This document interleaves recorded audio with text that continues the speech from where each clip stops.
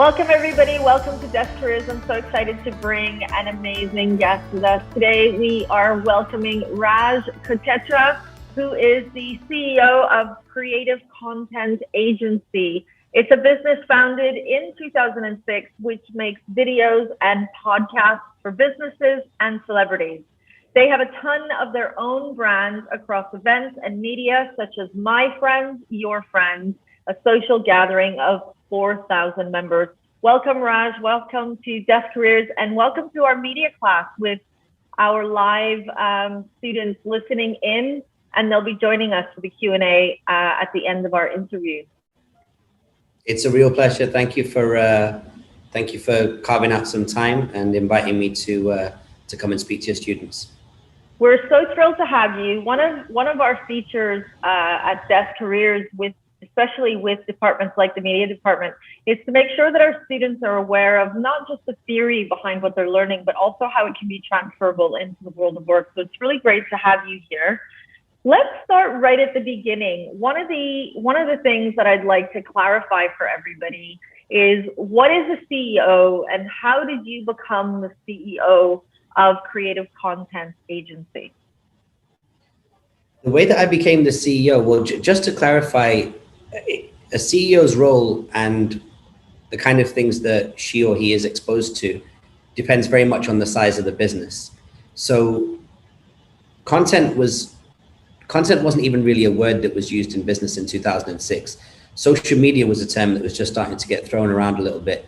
And platforms like Instagram, Snapchat, and TikTok they were either not invented or they were nowhere near as big as they are right now. So I became CEO by default because I set the business up just as a way for me to sell my services to people.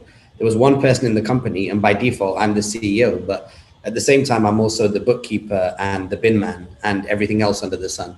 So I think it's probably not wise to put too much gravity on the word CEO, because if you start your own company, even if some of the students in the room become freelancers and they decide to register a company, by default, they become the founder / CEO of that company. So it's not always the most prestigious position.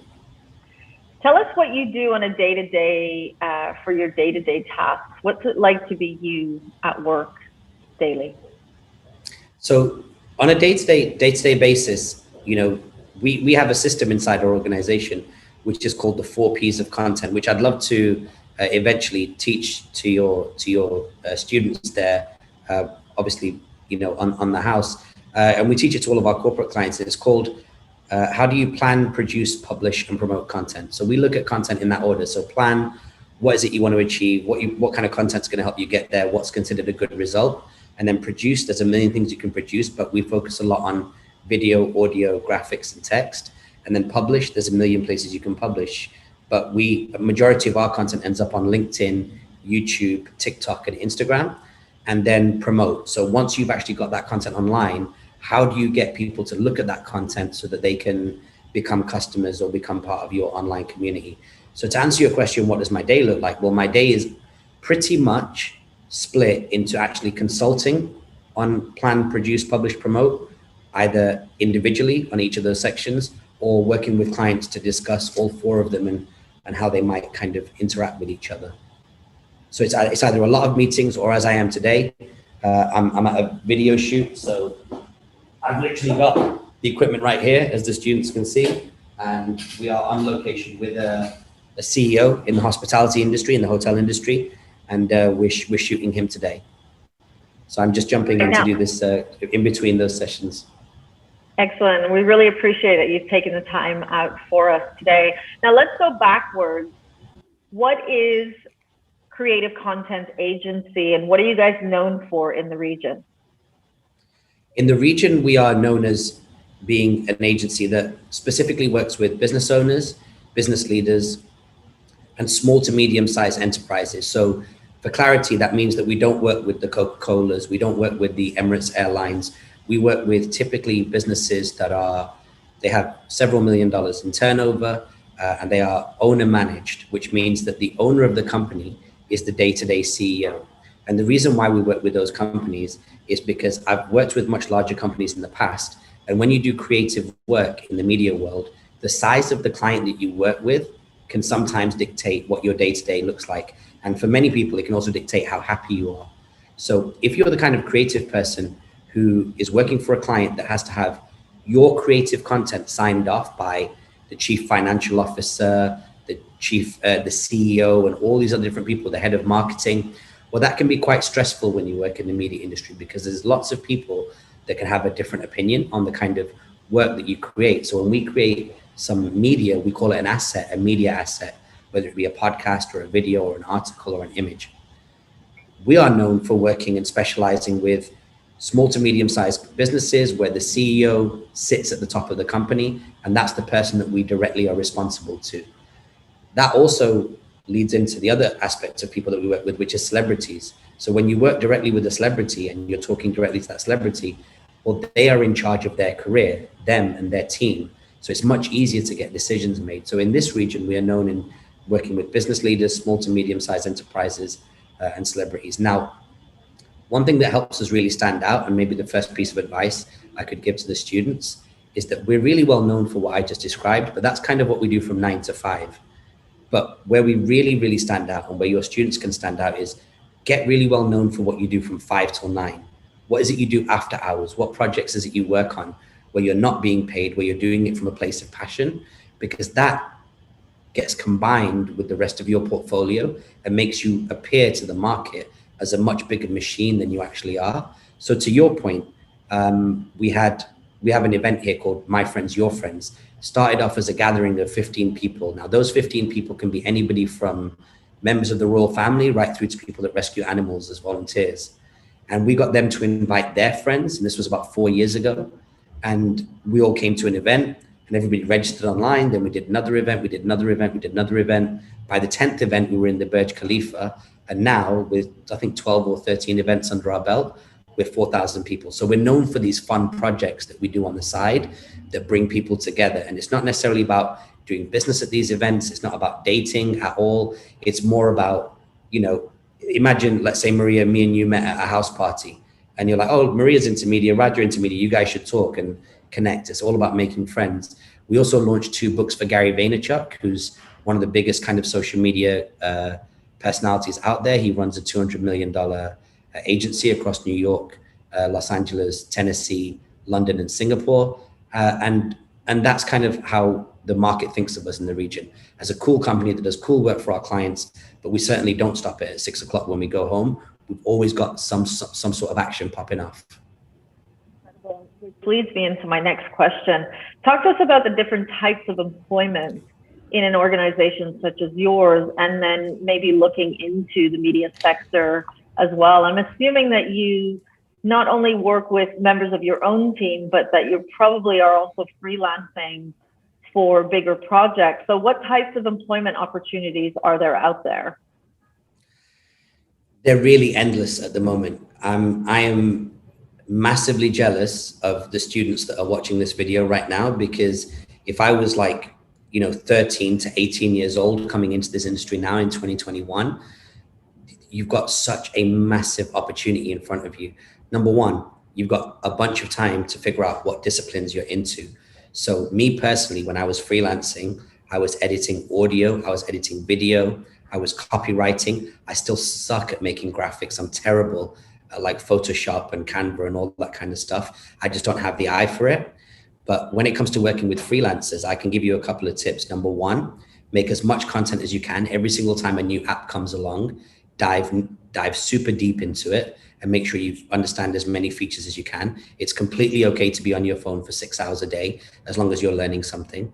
And number two, what we look for as well in freelancers and team members are people that can think holistically. So maybe an example I can give you is, when you look at it horizontally, if you can make videos, it's awesome if you can do audio and you can do graphics and you can copyright. But also in terms of depth, do you understand the kind of media you create and how does it affect the finance department? How does it affect the operations department? How does it affect human resources? If you can kind of work both those axes, you're going to have a long, successful, very, very rewarding career in media. Now, I want to talk a little bit about work experience, and just hearing you talk about this freelance work and working with people in freelance. many of our young people at the college are always looking for experiences of work. And the more that I talk to professionals like yourself, and the more I immerse myself in this industry, I realize that students shouldn't be looking for work experience as interns. They should really be looking for freelance opportunities where they not only can do the work that they want to be doing, but get paid for it as well. Have you ever hired a young teenager to do freelance work for you in looking at, for example, you mentioned Canva and types of graphic design or working on social channels? Is that something that you see beginning to show itself in the region, or do you still think that it's too early days and that the UAE is really not ready for students to participate in the freelance work? No, I think that, look, I mean, it's a complicated answer. The answer is absolutely the UAE is ready, and someone like me is ready. If a young person from your class approached me right now and said, hey, I'm really good at making quote cards and graphics, if I like them, we will work with them straight away and we'll pay them. No issue at all, at all. The problem you have in the UAE is that there are certain restrictions when it comes to who you can hire and how you hire them. So typically businesses need to do businesses with other businesses or registered freelancers. Now, where I'm from in the UK, I can be in London in a coffee shop and I can see a young person sat at their laptop doing some cool graphics, and I can tap them on the shoulder and be like, hey, are you a graphic designer? And they go, yeah. And I go, cool, let's switch numbers. Send me your Instagram, send me your portfolio. And if I like what you do, I'll just wire you money to start doing it for me and for my clients. Here, you've got to make sure that you're set up properly in terms of like, are you allowed to receive money? What is the, like, what are the obligations? What is your kind of quote unquote work contract? Are you doing it through another company and you've got an NOC? Are you doing it? I don't know anything about being a student in this country, but can you do it under your parents' visa? These are the things that as a freelancer, you've got to try and get figured out. But absolutely, let me say this. If you remember nothing else from my talk today, this is a game of proof. Evidence matters. The best person and the most skilled person wins. It doesn't matter whether you're 17, it doesn't matter whether you're 37, it doesn't matter whether you're a boy, girl, whatever, what background you're from, what ethnicity you are, what your preferences are in life. If you can open up a laptop and make a good piece of media, you'll be able to sell it day after night, night after day. Incredible. Two things that I want to be tapping into. One is the CV and the other is the professional expectations that you would have of young talent coming into an organization such as your own. Can you talk to us about what some of those expectations would be? And then moving on from that is, how do they prove what they can do in a CV? And do you even look at CVs anymore? So I think it's weird. I hired a freelancer just a few months ago, and the first thing I saw from them was the CV. The CV still does have a place in life, and I'll tell you why. Most people like myself that are business owners that are busy, we prefer CVs and resumes because they're summaries. They're not CVs. They're just one-page summaries of who the person is. And that the job of that CV, especially in the media world, is to be a springboard. So I like CVs, whether they're hosted online or whether they're a PDF, that have got plenty of links inside them. So when you say, hey, I worked for this, my uncle, and you can be brutally honest, my uncle has a dentistry practice in Sharjah, and I made 4 or 5 posters. Click. Then once you click it, you can see those posters and you can be like, okay, I understand the style of posters that this person works on. I understand what art-wise is inspiring this person. Are they good at fonts? Are they good at proximities and the layout of how it looks on a poster? Have they paid attention to detail? If they've made video, how good quality is the audio? How good quality is the video? How is the length? Are the subtitles right? These kind of things. So I think that's really kind of key. Is CV's job is just to be like almost like a taster dish of what you do. The CV doesn't need to be 2 to 3 pages long. And ideally, if you can host that CV on a website or in an environment where there's lots of interaction, where I don't even need to leave the CV, the video is right there in front of me, then that's even more helpful. And another thing as well to throw in here, and this is really, really important if you want to have a long-term career in this industry, in that CV, just do a simple video like I'm doing now, like an interactive video where you can artists are artists and they can do whatever they need to do. But if you're actually able to just look into a camera and say, hey, my name's Raj. I'm really interested in making podcasts. These are the podcasts I've worked on. These are the style of podcasts that I listen to. And as such, these are the style of podcasts that I make. I'm really interested in the future when it comes to X, Y, and Z. These are some of the trends that I'm looking at, because being able to just ship out content through Dropbox to your clients is one thing, but being able to look into a camera and give across some of that personality is really important for two reasons. One, you're going to be interfacing with your clients. So they need to know that you've got a little bit of ability when it comes to orating and explaining what you do. But number two, someone like me is also looking at a freelancer like that, being like, okay, can I take them from freelancer to in-house? Can I hire them, give them the visa, give them the healthcare? And over a 2 to 5 year window, can I also take that person and put them in front of clients? And if you can convey your personality, then you become even more valuable to that organization, because yes, I can make the graphic. Yes, I can edit the video. Yes, I can put the podcast together. Yes, I can interface with you as the CEO. And, if there's a problem with something, I can explain why. Or if I want to change a concept, I can explain why. I'm smart, I'm thoughtful, I'm intelligent. And then the third layer above that is, can you as the CEO take a risk and put me in front of your clients? When you start getting put in front of clients, you're saving the CEO time, because you can go to the client, get their requirements, bring it back to the office and work on the asset. You're now helping the business make money. Does it make sense? I know a lot of our students, many of them would have never worked until graduation. Many of them growing up here in the UAE, as you've already stated, because of the regulation, might not have even had a part-time job. So they don't really understand the expectations of the workplace. Now, the industry that you're in is a very creative industry, and we almost imagine that, there's a lot of working from home, there's a lot of dressing down, there's a style to these creative careers. How much truth is there in that, and what are the professional expectations that you have from, entry-level young people who have not been in the field before? So there's a lot of truth in it. Like, it's the creative industry in general is a casual industry. And I'll go back one point as well, which is that it's because the proof's in the pudding, the proof's in your work. So right now I'm sat in a multi-million-dollar organization in Imar Business Park, and I'm wearing these Nike sneakers and a t-shirt. It doesn't really matter as long as the proof is there. So going back to your original point about experience, right?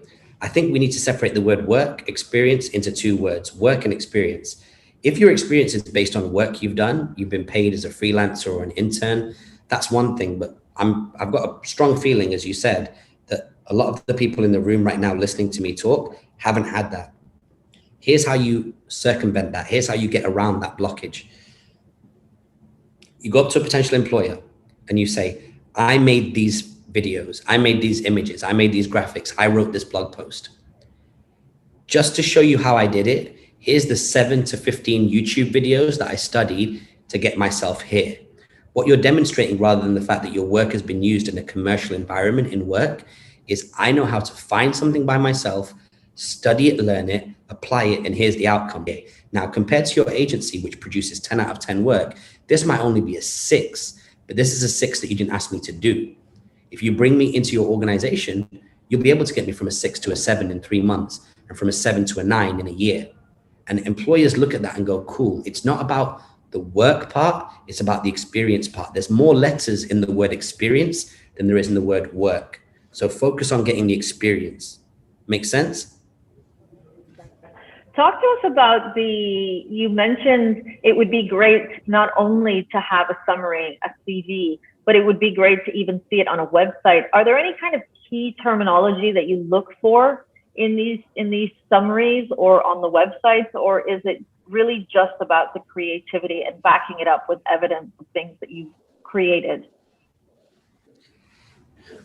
I mean, there is a lot of key terminology for sure, right?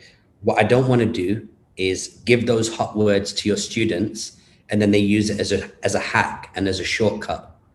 But here's what I would say. As I mentioned to you right now, we don't think about media in terms of just like video and images. Sometimes we have these technical jargon terms like assets, right? Or we have things like distribution or promotion. If you can start studying the language of agencies, and then you pepper some of those words appropriately, not as a shortcut, not as a hack, but you pepper those words into your website, whether you're using Squarespace or WordPress or Wix, it doesn't matter. If you can start using some of that language, what you're then doing is you're demonstrating to people that you know exactly you know how to speak in the language of that agency. Does it make sense? So that helps a lot because, and the way you can do that, just to give like a very practical tip to the children listening, is start looking at the biggest media conferences that have been happening in the last, I mean, obviously with Corona, there's not been that many, but go on YouTube and look at the big media conferences that happened here. In the region, you've got things like Step Conference and Cannes Lion, but there are media conferences that happen worldwide, virtually or in person, and watch those talks. And then when you see somebody on a panel or on stage saying something and they keep referring to something like assets or, you know, above the line, which basically means like a poster that you would put on Sheikh Zayed Road, Google those terms and then understand, okay, am I the kind of person who wants to make above the line assets?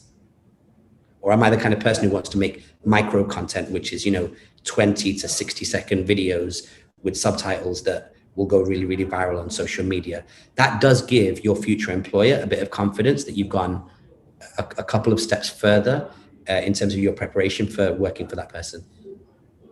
Now, I know that here in the UAE, we still use a lot of those signages on the roads, as you mentioned. Where should young people be looking towards for growth in the industry? You know, what's a dying art and what is a thriving area that they should be thinking more about?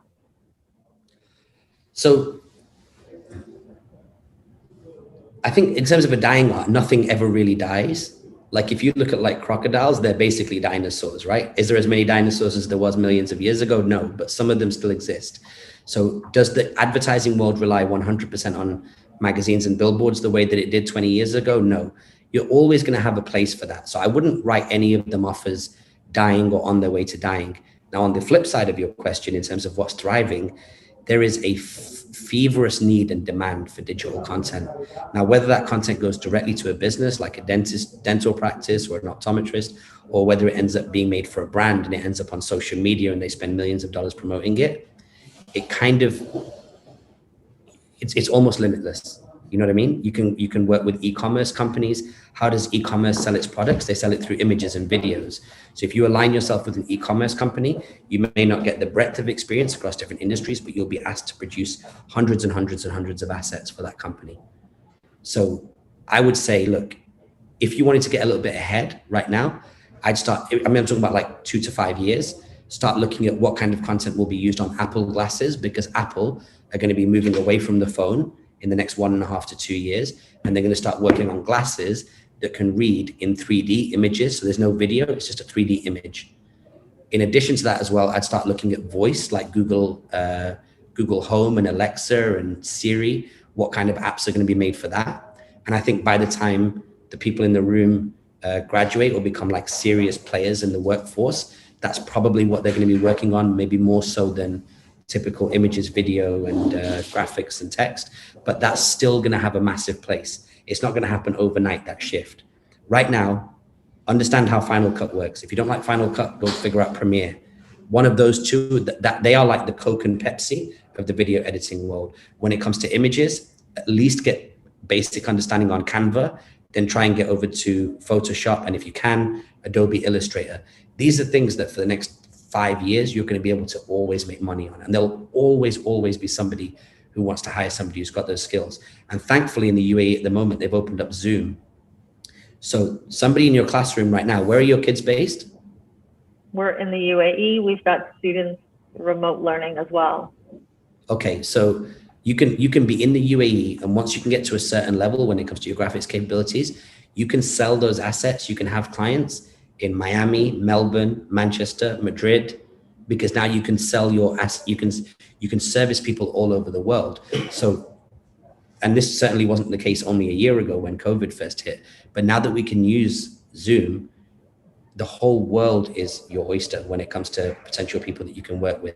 And that's before you start talking about collaborations and strategic work you do with other creators just to start growing your audience. Ask you so many questions, but I know that I'm very conscious of the time and I want to open it up to Q&A. Just before I do that, give us a little story about something you've experienced that you never would have learned in a classroom environment, something that you only learned on the job. Definitely a big learning that you believe young people can learn from as well. Can I be honest? Always. Okay. The question is something that I only learn as a creative on the job. When I start working with an organization and I go in as a consultant, I say, here's the things that you need to do to get additional distribution on social media. Here's some of the things that you need to do, some of the content you need to release to get your email open rates from 10% to 15%. Here's how you can build your engagement. Here's how you can turn the CEO of your company into a thought leader. What then happens is the traditional departments inside those organizations, the quote unquote head of marketing, is enthusiastic to do the work because the CEO has said it's a good idea. But then the head of marketing realizes that actually they've got to do more work because they've got to learn how to do copywriting, which is writing words for social media. Now, on top of just releasing an email, they've got to do hashtag research for Instagram. So what happens is there's massive enthusiasm with the CEO, but then the directors realize that me coming in is actually going to require them to upskill. They've not had time to even study social media because they're just shifting out boxes and doing the same thing year in, year out, year in, year out. And along comes this brand new discipline that's a massive paradigm shift. It's a change in the way that we communicate. And whereas they're the people that could benefit the most from it, they're the people that push back on it. And their career is going to be dead in a few years and they're going to be unemployed. And good for them. Like that's the market, that's capitalism. I can't wait for those people to get fired and not have a job and be sat at home being like, geez, how did this happen to me? Because they just didn't bother to upskill and then they just die. And what that means for freelancers is that you're not always going to be well received when you come inside organizations. Sometimes you're going to get pushback from people. You're like, why is this person pushing back? And when you really dig through all the crap and realize what is it that's making them do that, it's their own insecurities. They haven't got time to take out their day to upskill, to go listen to podcasts, to learn new things, to learn about all the things. Social media is a changing game. We were not having a conversation about Clubhouse and how you can produce content for that 3 months ago. Now we are. So if there's a director of marketing who's not got a Clubhouse strategy or is not thinking about NFTs and non-fungible tokens and how that might affect their creativity over the next 12 months, well, then they're going to die. So that's one thing I'd be aware of. You'll only realize that on the job. When you're outside the working environment, it's all like rainbows and stars and hugs and kisses. Once you actually get into the nitty-gritty of an organization, you're going to find you come across that kind of resistance as well. So be mentally prepared for that and be stronger than the people that oppose you. Thank you very much. That brings us to the end of our interview. Today we met with Raj Kotecha, who is the CEO of Creative Content Agency. I'm now going to press pause on our recording so that we can open up the camera and allow our students in the room.